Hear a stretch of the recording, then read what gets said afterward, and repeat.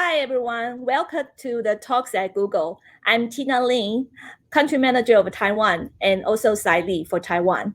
Before we start today, a reminder that a recording of today's event will be made available externally on Talks at Google YouTube channel.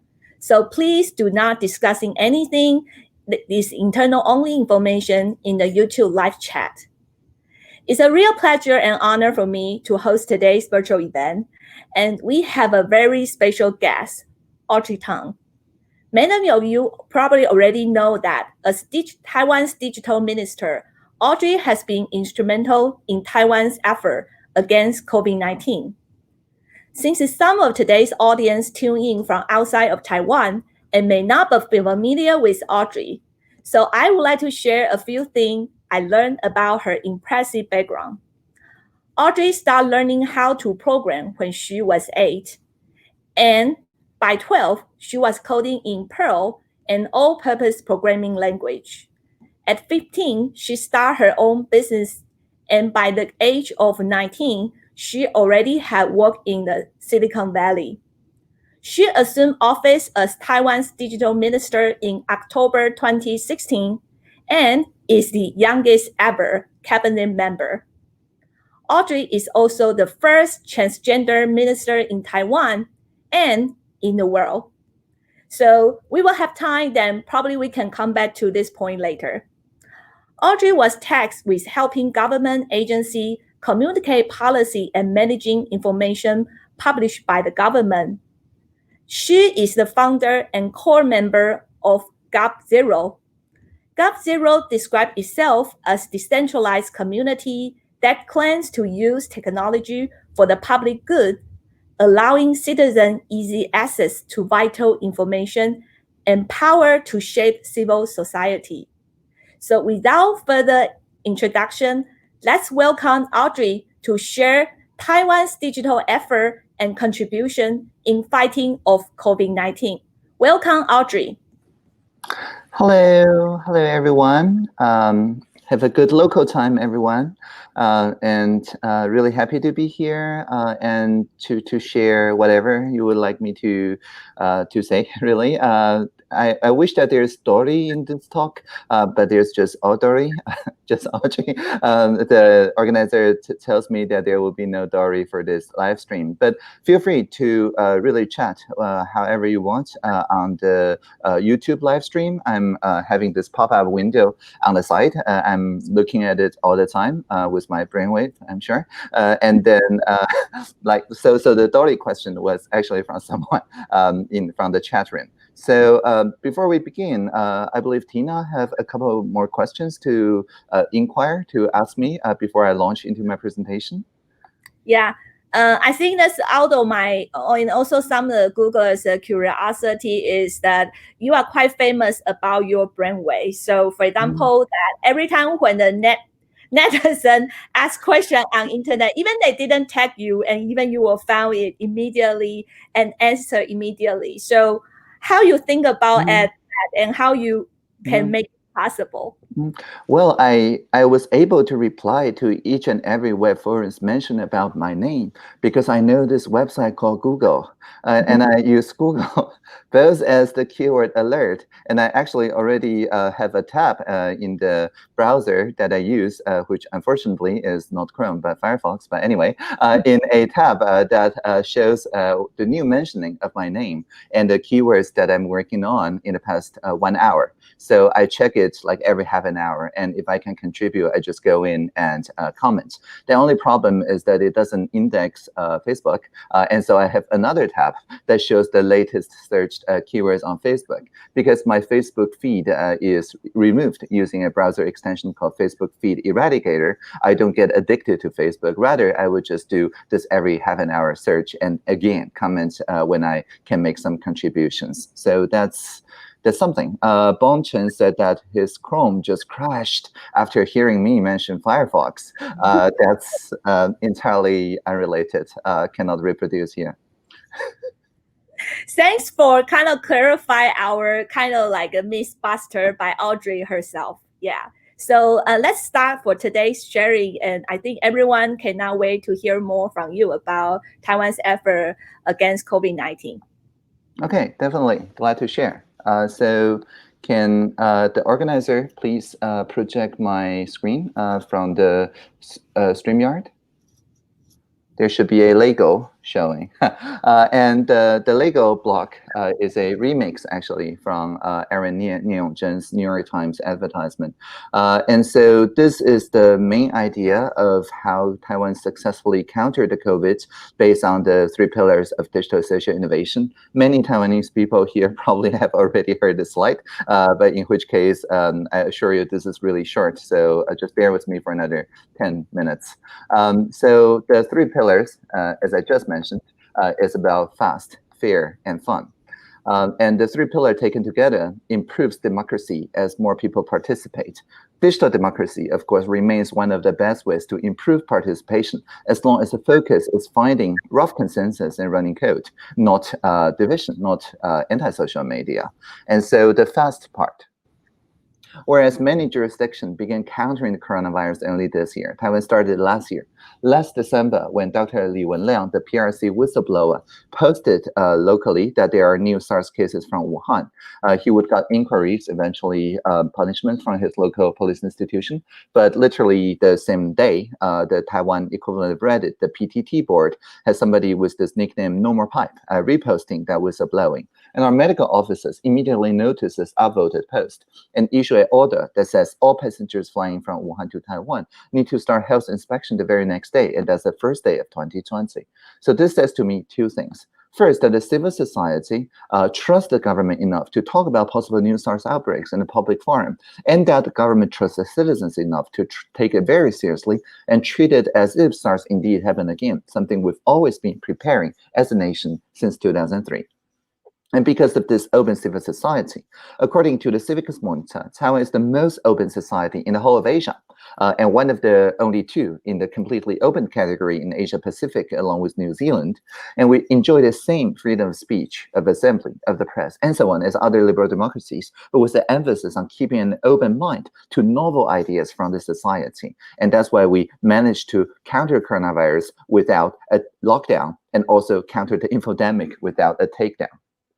One example, we have this toll-free line, 1922. This is landline, toll-free number, very simple technology, but it's very powerful. Anyone who calls this toll-free number not only gets their question answered almost immediately, more than 90% immediate pickup rate, but also their feedback can get into this daily Central Epidemic Command Center CECC daily press conference the very next day, which is always live streamed thanks to YouTube. And also, we also work with the journalist community to collaborate on new aspects of our counter-coronavirus strategy. So one new idea.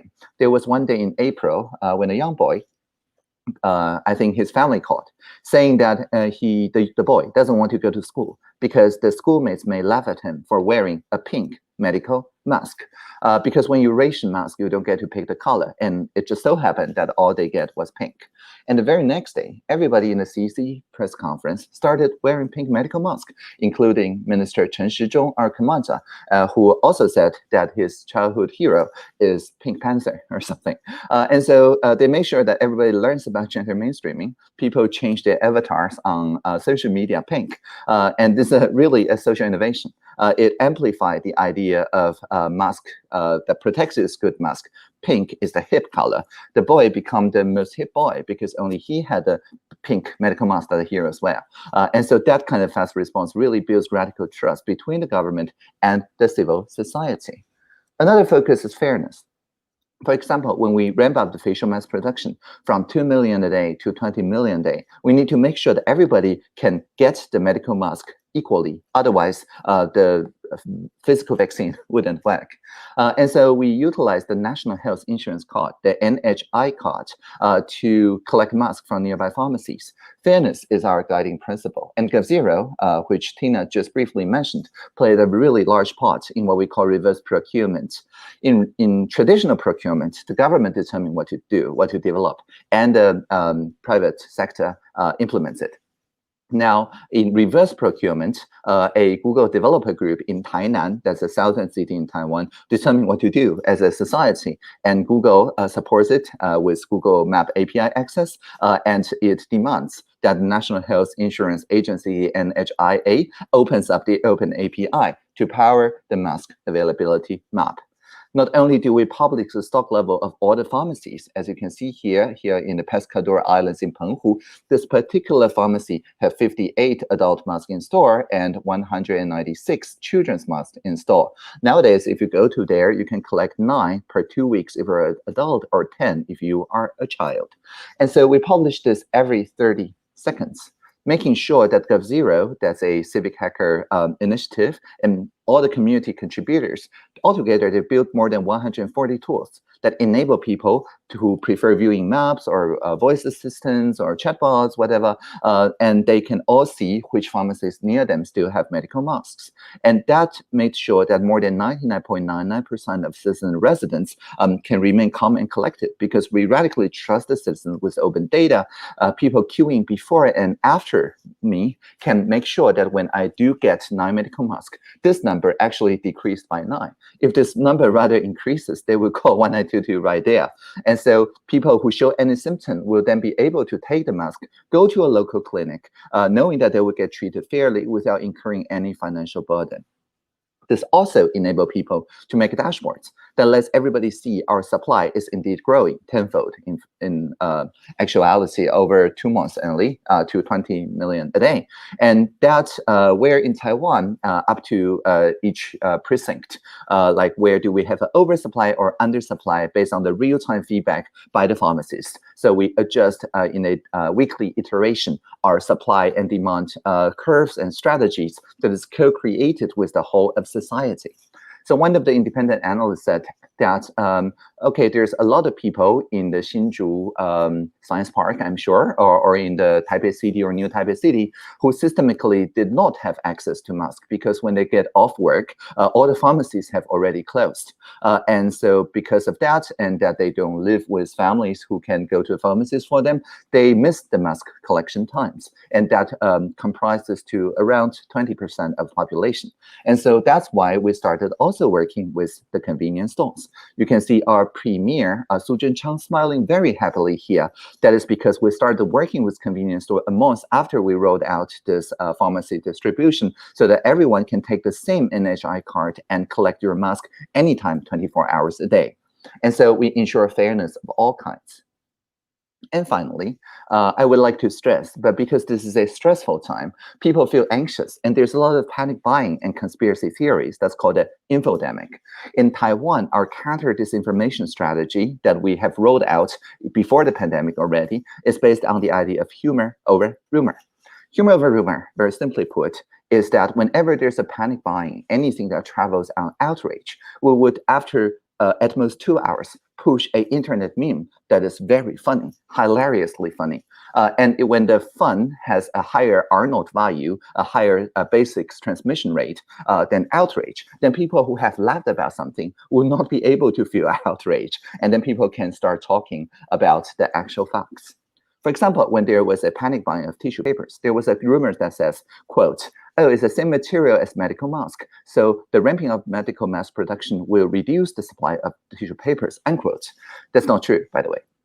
But people did believe that for a while. And so after only a couple of hours, the same premier you just saw smiling in the previous slide now shows his backside, actually his bottom, wiggling it a little bit, and say in very large print that each of us only have one pair of buttocks. And it's a wordplay, because it's a homonym. Buttocks, tuan, in Mandarin sounds the same as stockpiling, so tuan. And so basically this internet meme packaged like a tissue paper box says that we don't need to panic buy. And it has the payload, the actual clarification, the fact check that says tissue paper came out from South American materials. Medical mask came from domestic materials. These are completely different things. And so ramping up production of one do not hurt the other.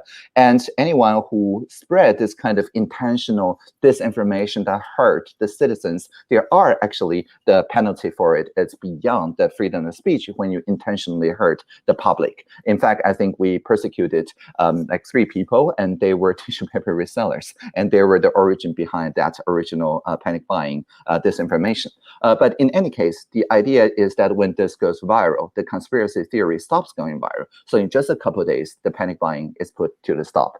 And this is not just a one-shot thing. In each of our ministries, there is a participation officer, just like parliamentary officers that talk to MPs and media officers that talk to the journalists. The participation officers talk to hashtags. And Gao Zhiheng just asked, why is there a politician in every poster? So you will be happy to find that here there is no politician, just this very cute dog, the spokesdog, 总裁 of the Minister of Health and Welfare. You see, the hashtag officer of the Ministry of Health and Welfare lives with this dog. So whenever people see something from the CECC press conference, if they had a hard time spreading it, we help by making it an internet meme. So when we introduce, for example, physical distancing, the meme says, when you are outdoor, you have to keep 2 总裁 away from each other. And when you're indoor, keep 3 Shiba Inu away from each other. And also, thanks, Chris, for correcting my English. Persecuted, not prosecuted. Thank you. And so the 总裁 says, remember to cover your mouth and nose when sneezing. And also, remember to pre-order your masks online. The 总裁asks you in a very cute fashion, but why do you need medical mask? Well, you put on a medical mask to protect you from your own unwashed hands. And this is very important. This is the meme that really travels because this appeals to people's self-protection instincts. And the dog is very, very cute. And this is how we make sure that Taiwanese people still feel calm and collected, even during the pandemic. So I only have this few slides to begin with. I don't have any more slides. But if you want to check more of the Taiwan model, you can find it at taiwancanhelp.us. And yes, this is the same speed that I speak Taiwanese Mandarin.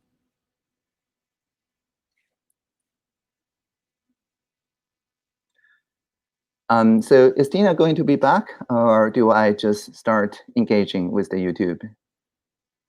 From picking up the question from the live chat. So is there any specific question you want to answer first? Definitely. So there's a interesting question about whether they really want me to run for president. And so I'll just get that out of the way. I'm nonpartisan, and the work that I do, which is the same as internet governance, is based on the idea of building common values out of different positions and delivering innovation that fulfill those values. And so I take all the sides. And that means that I cannot belong to any party. So although I do support a particular party, and they're all YouTubers, and it's called the Can't Stop This Party, or literally the Very Happy Party, 欢乐无法挡. But I'm not a party member either.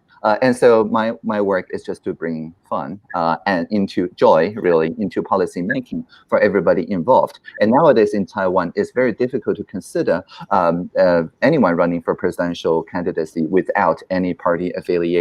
So I'll not run for president. Also, it's unconstitutional. The Taiwan Constitution, rather officially, the Transcultural Republic of Citizens Constitution, stipulates that president need to be 40 years old, and I'm only in my 30s. But you are going to over 40 for the next election. Yeah, that's right. That's right. But I don't know. I don't see how, as a post-partisan and a non-partisan, really, how that would be possible on a presidential ticket. So no, I'm just going to be the lowercase digital minister. Okay, thank you. So what's the next you want to answer? Right, so Feng Lam asked, is Taiwan going to build an app using our exposure notification API? The short answer is not yet.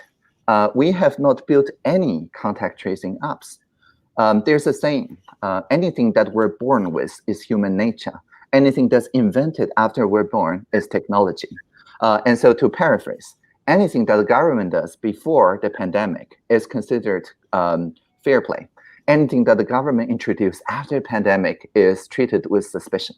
That is the same in all the democratic countries. And so that's why in Taiwan, for example, when people already get into the habit of receiving SMS message when they are in a area that's going to be impacted by earthquake. For example, I'm just going to show you my phone here. And that's the 国家级警报, the national warning, quake alert, beware of probable shaking, CWB. Okay, so that's because I'm in a area that's probably going to be affected by an earthquake. And so this SMS come to me via cell broadcast, I think 5 seconds or 10, maybe 7 seconds before the actual earthquake is felt by me, which is really good. And so people already get into the habit of receiving such SMS. So when we build the digital quarantine system, the digital fence, when people choose to stay in their home instead of the quarantine hotel for 14 days for quarantine, their phone is put into this digital fence system so that when they break out of the 50 or so meter radius based on cell phone tower triangulation, the SMS is sent to not only them, but also their local police. And so people would get paid $33 a day as stipend for working with the quarantine. But if they break out as discovered by the digital fence, they will pay us back 1,000 times that. They can fund 1,000 more people in quarantine. And so people don't break the quarantine. And people accept that in Taiwan because they already have experience with the triangulation system based on cell phone tower signal strength on flood warning and earthquake warning. But if we introduce GPS or app-based like Bluetooth or whatever-based notification API that was not around before the pandemic, then the legitimacy will be much, much lower. And that is why we rely only on technology and repurposing its technology that was around before the pandemic. I hope that answered the question. And Jamie Zheng asked, why don't you use smartphone? Do you have something against KaiOS? Because this is a smartphone. This says VOLTE, says 4G right here. So, and it runs snakes, I'm sure. But it also runs YouTube, and the top YouTube that's shown here is Google Pixel 4a. How about that? So it is a smartphone. Smartphone. Yeah, it is a smartphone if it runs YouTube. And then it also is, of course, a flip phone. I like that form factor very much. And also, most notably, it doesn't have a touch screen. So I don't get addicted to my phone. I buy this phone because it does not have a touch screen, but it is open source, runs KaiOS, which is the same as the Firefox Gecko code base. And then it's really good. And that's my personal phone, so I don't get addicted to it. All right. And what else? Yeah, a lot similar questions like from Li Pinyan, why the phone is not Pixel.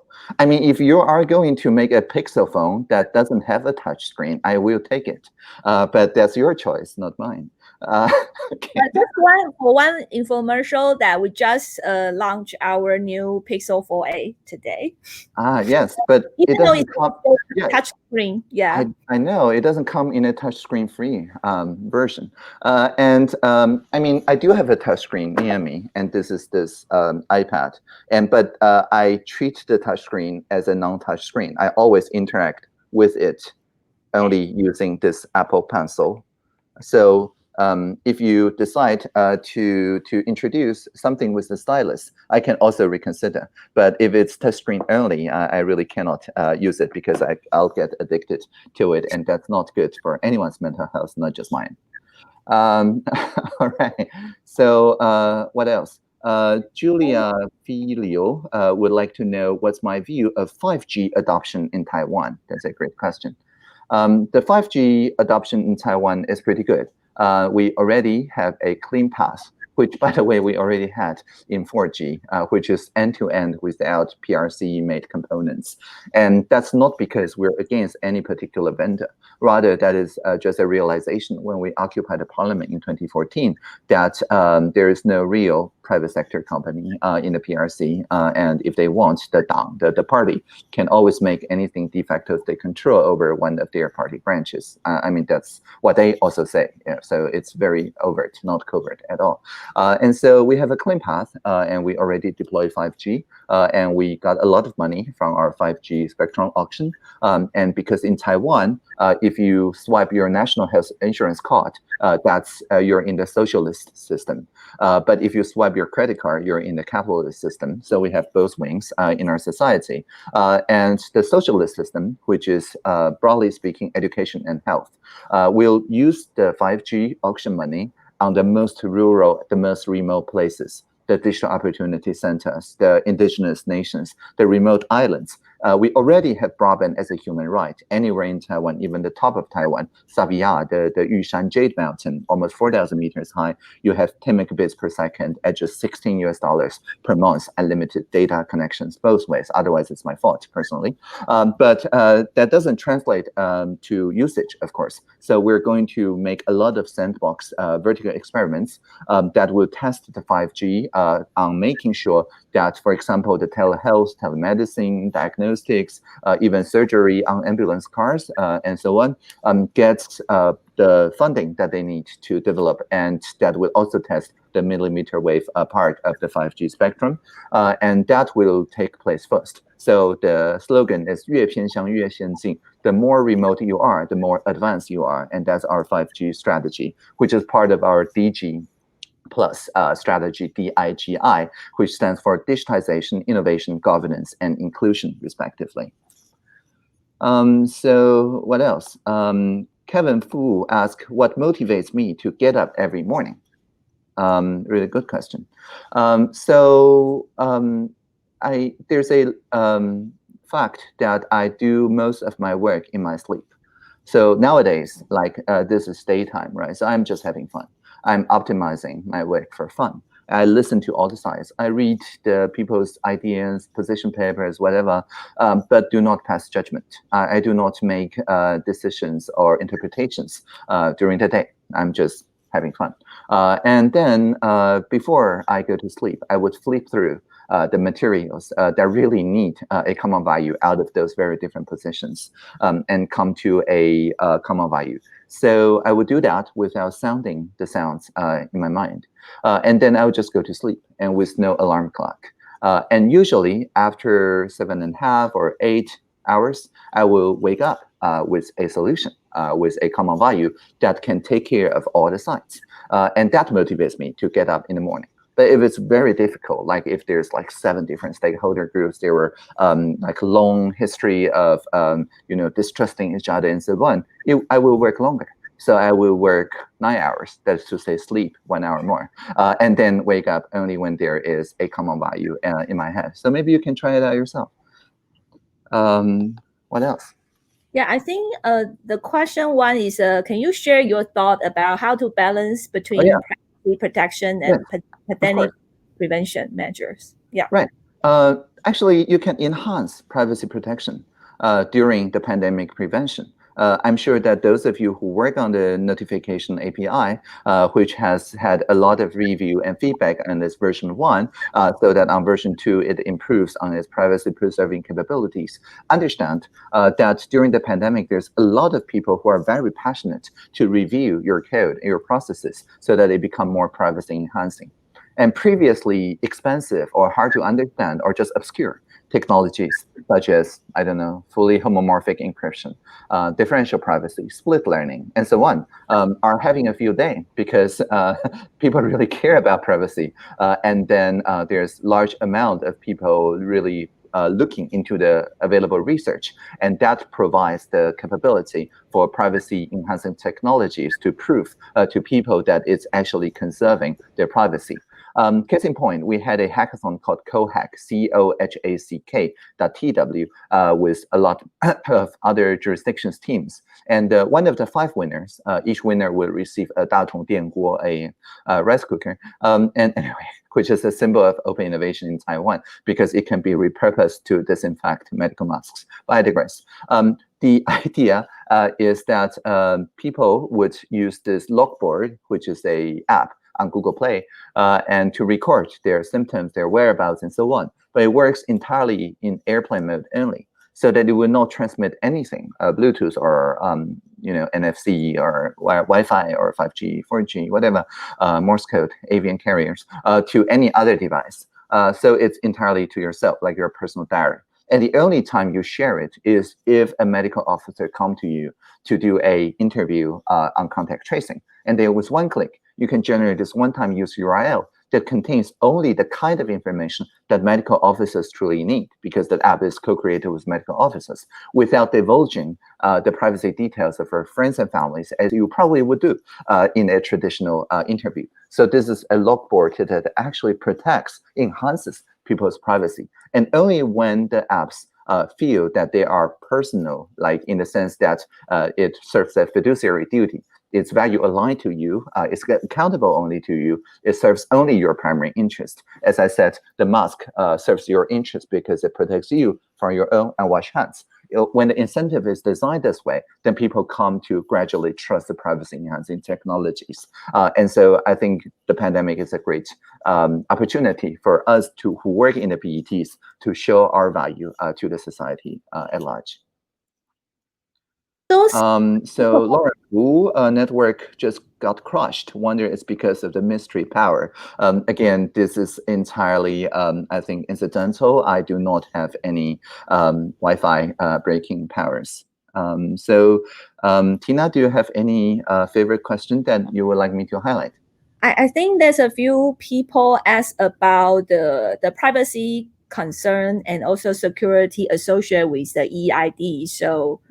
Yeah. Let's do the EID one. I love that question. So as you know, we're already having a 自然人凭证, the citizen's digital certificate, in which you can make a electronic signature using traditional PKI infrastructure.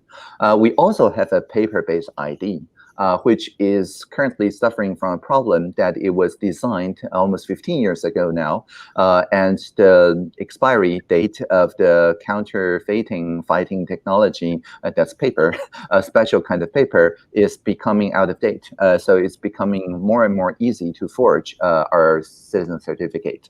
And so the household department in the Ministry of Interior came up with this great idea. What if, when we're renewing our electronic ID, the CDC part, the digital part, and we're also renewing, of course, our paper-based ID, why don't we offer people the choice so that they can glue the two cards together? Well, literally having a citizen certificate that also doubles as an electronic signature certificate. Now, based on polls, I think around 30% of people think it's a good idea. The other 30% of people said that they prefer, thank you very much, but to keep two cards. That is to say, one for electronic signature and one for like day-to-day ID, photo ID. They don't like their digital certificate to have a photo on it. And another 40% of people never used a digital certificate anyway. They just need a photo ID. The good news is for the EID, when you're getting the EID next year, we are starting with a like opt-in only beta in Penghu and in Hsinchu. When you're opting in, well, you have the choice. You can choose one of the three. You can bake the EID into your photo ID. You can get an EID alongside your photo ID, or you can just get a photo ID with no PKI at all in it. Now, even with no PKI, the photo ID also contains the NFC interface, so that it can more easily, in addition to reading the optical characters, which is sometimes difficult to recognize if you have a difficult to recognize name, it will defeat even the best OCR because it's not in the dictionary. But anyway, you can nevertheless record that in the NFC chip. But then people, of course, worry about the NFC being accidentally read and so on, which is why, just like the credit card, we use the backside, like the CVV2 numbers. So it's a random number, a serial number of each ID. And so when you renew the ID, or if you get a new ID, or if you just decide to change the number, you can just change the number just as you would for the credit card. And only with that number can people read through NFC your name and your, I think, national ID number. And that's it. And so what's used to be displayed on the traditional ID, including your household address, the name of both your parents or whatever, these are gone. These are not printed anymore, and they cannot be read through the NFC interface. So that's it. I think people can try it out more during the public beta. We also have a bug bounty program and for white hat cybersecurity hackers. So feel free to hack the EID while it's being rolled out, I think early next year for 6 months for purely opt-in beta. And based on the beta feedback, we may also just adjust the form factor and so on. So that's it. Feng Lam asked, is this powered by a secure element on the movie devices? By movie devices, I'm sure that you mean oh, that's right. Content protection, very important. Yes, the movie playing mobile devices. Yeah, of course, we have TFIDO, which is a FIDO compliant counterpart to the Citizen Digital Certificate. It currently only do authentication, not the full authorization yet, but the plan is, yes, to couple it with secure elements so that you don't have to bring the physical card with you all the time. You can choose to trust your phone instead. So that's it. What else? A lot of people want me to answer something about TikTok. Yeah, TikTok and also misinformation. So you can start on TikTok first. Yeah, maybe let's do TikTok. So the question said, Trump banned TikTok in the US, unless it's, I'm sure, Microsoft TikTok, in which case I think they're still under negotiation. So yeah, in Taiwan, when we talk about a clean path, we really mean throughout the stack. And so not only PRC companies, but companies that we believe are de facto controlled by PRC, at least in our public sector, as well as our critical infrastructure areas, which, by the way, includes science parks, including the Taiwan Semiconductor Company, they're banned. It's just as simple as that. We cannot download and install as public servant software that is deemed by de facto PRC control entities. And that is also why I rely on browser security to connect in a unconnected to intranet device some sort of video conferencing software and so on. So yeah, I think this is very important that we keep this clean path idea across the stack. And in fact, we've been advocating it for 6 years. When we occupied the parliament, the consensus on the street was exactly that. And then it convinced the National Communication Commission, the National Security Council in Taiwan about that. So I think it's about time that other countries join our idea. We try to get out of the PRC control component already in 4G deployment, and very successfully, actually. So when we did 5G, there is no path dependency. And so, yeah, the misinformation campaigns. Have you seen the misinformation campaigns using your own humor style to reduce confidence in the process? It's not about confidence. It's about making sure the social media is pro-social rather than anti-social. That is to say, if you have seen the movie Inside Out, we make sure that people have a larger room, a larger control room in their mind, instead of this knee-jerk reaction with just a few seconds attention, and only one emotion can dominate the control room, and the memory crystal balls will be colored red, and that's anger and outrage. I mean, I have nothing against outrage. It's great to highlight a potential social problem, but you really need a crystal ball that is kind of hybrid color that bridges the anger into joy, that can create a new way out of the existing mechanisms that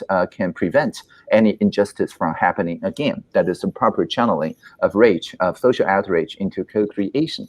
On the other hand, if it becomes channeled into hate, that's another inside-out character, and that will of course, go to the toxic way of antisocial social media, where people would go on an expedition, 出征 in Taiwanese Mandarin, that is to say, to attack someone personally or to denounce something as of a lower social status. And that's not constructive because it doesn't actually solve the social problem. So humor over rumor is not about state propaganda. It's not about you having to trust the dog. The dog may, the science facts that a dog offers may change, because this, after all, is SARS 2.0. It's not SARS 1.0. So like many of the early SARS 1.0 information that we shared, it's not entirely correct once we learn about the asymptomatic, people with COVID-19. The NCOV, the N stands for novel, right? And so that may change. Science debates may happen, of course, but people do so with this outrage turned co-creative joy, rather than outrage turned into hatred and expeditions. And that's the reason why humor over rumor is useful. This is not a state propaganda device. What else? What's your vision for Taiwan over the next 5 years? So many people this yeah, I know. Yeah, it's literally the most frequently asked question, and so the answer is actually pinned on my Twitter. But anyway, but that's Twitter, right? And we're in YouTube, so might as well repeat that. Would you like to bring the slides? Thank you. So for the next 10 years, not just 5 years, our focus is going to be on the global goals, that's the Sustainable Development Goals, using digital technology to make sure that the people working on economy, society, and the environment can become accountable to each other. And in concrete terms, my role as digital minister is to make sure that every sector have reliable data, 1718, that each and every sector, and also internationally, that we have effective partnerships toward those common goals, 1717. And then that we work on the principle of open innovation. When we figure out something in Taiwan, the Taiwan model, we always say made in Taiwan is not just the product, but also the process. When we say Taiwan can help, made in Taiwan, it makes, for example, not only the medical masks that we donate across the world, but also the blueprint of how we make those medical masks. Like you can get the blueprint of a essentially automated robotic factory that produced 2 million of these per day with some extra material for personal protection materials.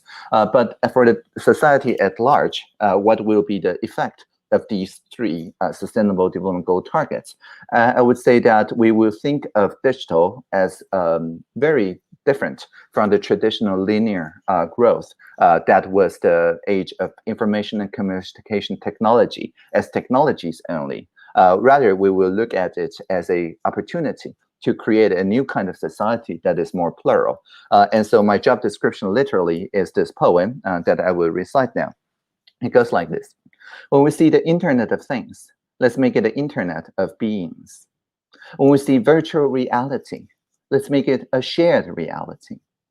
When we see machine learning, let's make it collaborative learning. And when we see user experience, let's make it about human experience. And whenever we hear that a singularity is near, let us always remember the plurality is here. So that's my vision.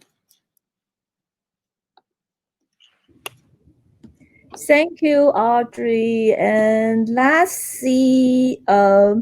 There's one question to ask about. Still go back to COVID-19. So, to what extent do you think such a level of a civil engagement can be replicated in the other country or region in APEC? To what extent civil engagement is driven by the personal relationship, or actually is a systematic factor? Well, I mean, toll-free numbers, daily television broadcasts, I'm sure that almost all countries have the facilities to make that happen. So this is not about the level of technology. Rather, this is about how much do you trust your own citizens. And when people trust their citizens, then as co-creators, then this systemic, fast iteration feedback can happen more naturally. And for example, in South Korea, they did not use to ration the mask. In fact, there was very little visibility into the availability of medical masks in their pharmacies and distribution channels. And their civic technologists would then look at our medical mask map from Tainan, Google's developer group, and convince their government to start publishing using OpenAPI. Well, not quite OpenAPI, Swagger, the previous version of OpenAPI, the API that we need to visualize the medical mask availability. And so this is what I call reverse procurement. The civil society have a strong mandate, either looking at the Taiwan model or inventing it by their own. For example, in Japan, when Code for Japan worked with the Tokyo metropolitan government on the Stop COVID dashboard, we also help translating them and so on. And the government can say, okay, we will bless this with the government domain, as we did. Or they can say, no, you keep a distance, and we will only publish things on our own accord, on our own tempo, and therefore losing a chance of co-creation. So it's all, I think, in the culture of the decision-making. It is a systemic factor. I do not think it is about any particular personal leadership, but rather about the system of the hashtag officers, for example, reverse mentorship, reverse procurement. Nothing in it is illegal in any countries that you mentioned, because in Taiwan, we never declare an emergency situation. Everything that I just mentioned operate entirely within the constitutional limit. So anyone can look at Taiwan Can Help That Us and adopt some of those ideas in the Taiwan model. There's nothing preventing the government from doing so other than maybe their distrust to their own citizens. Thank you. I think that's another question related to, so curious about your thought on creating a long-lasting pipeline to motivate hackers to take lead and serve in the government sector. So yeah, I mentioned briefly reverse mentorship, and this is, I think, a really good idea. I myself was a reverse mentor to Minister Jacqueline Tsai, previously of IBM Asia, who served as the minister actually in this very office. And so I was in this office as kind of an intern, a reverse mentor. The idea of reverse mentorship is that each minister can hire one or two people who are under 35 years old, who are social innovators with a brilliant new idea, a new direction for the country to go, but doesn't have maybe the resources, the national resources to do so. And so the reverse mentor would point the new direction while the minister realizes how it can be imbued into the national system of operational knowledge. And so both sides learn, and that's the reverse mentorship. I learned a lot during the year and a half that I served as a reverse mentor to Minister Jacqueline Tsai. Of course, nowadays, I'm over 35 years old, so I have my own reverse mentors, but we really scaled it up. So not only do we have 35 people in our National Advisory Council of the Youth, more than 25 of them are under 35, and the other interns in my office, I think currently we're working with almost 30 people who are under 25, actually, around 25. And they look systemically at each and every digital service that the government does and they don't like, and fork the government. Important pronunciation, fork the government. And meaning that they make prototypes, they make like high fidelity prototypes and mock-ups to show the people a alternate vision. For example, our national hiking portal, hike.taiwan.gov.tw, was initially an intern project. And when they do that, because we have in our procurement law that any existing system integrator and vendor, if they deliver a website, a interactive experience, they have also to deliver it as an open API. If they don't, they could be disqualified. We piggyback on the clause that says if you make something for people with sight, you cannot exclude people with blindness. So similarly, if you make something with human beings in mind, you cannot exclude robots. Otherwise, you discriminate and you could be disqualified. We don't say discriminate against robots, but that's what we have in our procurement contract template. So the intern's vision can always be met with an open API by the underlying services. So when you hike in Taiwan, originally you have to file 4 different applications to 4 different agencies. But now the intern just make a simple portal, and that would take care of those APIs, both read and write, so that you can interact with only one portal. And you can also fork that and make it into an interactive experience and so on. And the beauty of it is that all this front-end work does not remove the back-end work. So for people who are mountaineers for a very long time, who are already well-versed in navigating those old websites, those are still in place. We have no plan to dismantle them. But that enables the young people with new directions of digital service to reimagine things however they want. So systemically, we redo like a dozen or so digital services every year based on this internship. And each ministry can also replicate it, and also each municipality. Thanks for your sharing. I think that's also another one before the talk. I just shared with you that in Google culture, we really encourage diversity, equity, and also inclusion as an environment that we want everyone have the opportunity to grow and succeed. So as you see that, for example, in the Taiwan society, how you think we can take a part to encourage this type of diversity, equity, and inclusive culture in Taiwan as well? Mm-hmm. Yeah, I think one of the great things in Taiwan is that we have more than 20 national languages, and most of them indigenous. And I myself benefited greatly when I dropped out of junior high school, living in the Atayala Mountains near Wulai. And it educates me about sustainability. They don't need the development targets, right?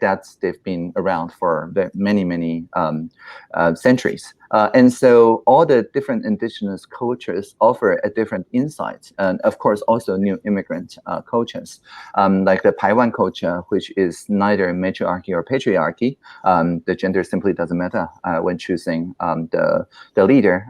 And I think our president, Dr. Tsai Ing-wen, is part Taiwan, and also Amit, which is a matriarchy, and so on and so forth. And so I would encourage people just to do some migration, to immigrate, but it's always just 2 hours drive anyway, and to live a extended time in a different culture and learn another national language. There are, after all, more than 20 to learn from, and then you can look at our culture in a very different way. I used to suggest people to also go abroad, but nowadays it's not very valid, except through virtual reality, I'm sure. But no, that's okay. We have more than 20 cultures, and you can take half a year or something to live and just embed yourself in that particular culture. Yeah. I also saw that you are in a talk. Then the people ask you about what's the meaning of life, and also then I also saw this one question about how you deal with stress. So I think particularly in the internet world, that everything is so fast pacing. So how will you give any tips for all the Googler about how you deal with that? Yeah, the meaning of life, of course, is 42. Everybody knows about it. Okay, so I'm sure you know about it. So anyway, so how do I deal with stress? Well, after all, during daytime, I'm just having fun. And so whenever I see something that makes me stressful, I will just play some synthetic music, computer generated, and that associate this stressful visual stimuli with a relaxing auditory stimuli. Or if I hear something stressful, then maybe I'll just make some tea, throwing 2 random tea bags into the same drink, and therefore creating a new pleasant flavor to associate with the stressful auditory stimuli. And if I smell something unpleasant, then I don't know, maybe I'll just go and check out a painting or something. So anyway, the point here is that if you have in your mind sufficient capacity to invite the stimuli in without over-identifying with that, which, by the way, is very difficult to do with a touch screen, which is why I stay away from touch screens. Then you can always balance it with other stimuli and then just synthesize that in your sleep. And if you sleep well that night, you will wake up reassociating that particular unpleasant stimuli with the long-term memory of that pleasant stimuli. And then the crystal ball in your mind will be colored again yellow.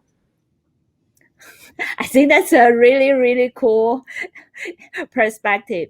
Another one is also about because our Google culture, we also encourage the diversity. So sometimes then we will have colleagues that have a different perspective and also opinions. And I know you in your environment, and definitely you will also need to deal with a lot of different type of diverse perspectives. So how you think that how we can build up a constructive confrontation culture, and how you deal with the people have a different opinion? Yeah, and it is a very, very short and simple answer. It's simply take all the sides, and that's just 4 words. Take all the sides. If people build into the culture the capacity to empathize and take all the sides, like speaking personally, because I'm born with a naturally low testosterone level, I went through the male puberty in my teens and the female puberty in my tweens in early 20s. And so I don't have in my mind this feeling that half of the people is different from me. To me, it's very easy to take all the sides. I started as a left-handed writer, but then I also learned to write with my right hand. So I guess I can type faster. And so again, it's just take all the sides. And if you think about Taiwan, really, Taiwan caught between the Eurasian plate on one side and the Philippine Sea plate on the other.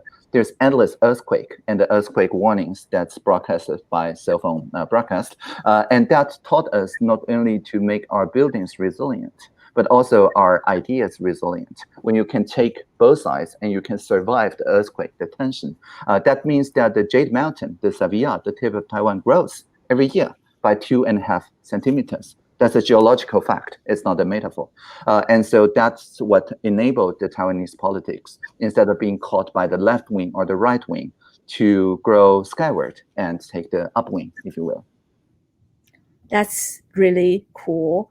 And I think that's another one which I also want to ask on behalf of Googler, is because in our office, and we also have a lot of foreigner Googler, they work in Taiwan. So how do you think that Taiwan government can better help for the oldest foreigner have a better environment in Taiwan? Yeah, of course. You can check out Taiwan Gold Card. It's a system that we hand out just those gold cards, which are like up to 3 year work permits, life permits. You can get your family here. You can get a national health insurance, and therefore medical mask rationed, and very easily after half a year. And you can check out the community at taiwangoldcard.com, which, by the way, is not made by our foreign service or indeed any part of Taiwan. It's made by Steve from YouTube, actually. I think our first Go card holder. And the other link that I share with you, Taiwan Can Help Us, is also not made by the government. It's made by a bunch of YouTubers. And so, yeah, YouTube founder and YouTubers. And you can learn about how the Gold Card works, which is essentially, if you're a digital nomad, you can just live in Taiwan and doesn't have to get any certificate from any employer or anything like that. We just want you to hang out with us. And after you stay here for a while, if you decide you like here, actually you can convert a visitor visa into a gold card while you're having a tourism visit to Taiwan. Many people did actually during the pandemic. And if you decide after a few years that you really like Taiwan, you can get a citizenship without renouncing your original one. You can be also Taiwanese. My old professor, Tina Lin, when I was studying in the NCCU without getting a degree, he used to have this weekly office hour with me, recently decided to be a Taiwanese citizen just based on this Foreign Talent Act. And so feel free to be also Taiwanese and enjoy our national health care. Okay. The last question is, some of Google asked you, will you consider to open a YouTube channel by yourself, because they just enjoy today's dialogue so much and they want to subscribe your channel and also learn more from you? Will you consider? Okay, of course. Yeah, we have a YouTube channel, the Public Digital Innovation Space, and it's actually part of my work condition. Like any journalist, any lobbyist, anyone that visits me must agree either to publish the transcript to the Say It platform that I maintain, or to publish the entire recording to the YouTube channel. So feel free to check out my daily work, day-to-day work. And you can also be digital minister, because in Taiwan, digital 数位 is the plural minister. So there's more than one way to do it. Thank you, and live long and prosper. Yeah, and thanks for today your sharing. And I also want to, on behalf of the Googler, to say a big thank you for your precious time to engage with us. And also, a lot of Googler reach out to me and also ask me want to deliver their own gift to you. So I will collect all and then package it and deliver to you and to say our big thank you. Okay, thank you so much. And live long again and prosper. Thank you. Bye. Thank you. Thanks for all you tuning today. Bye. Bye.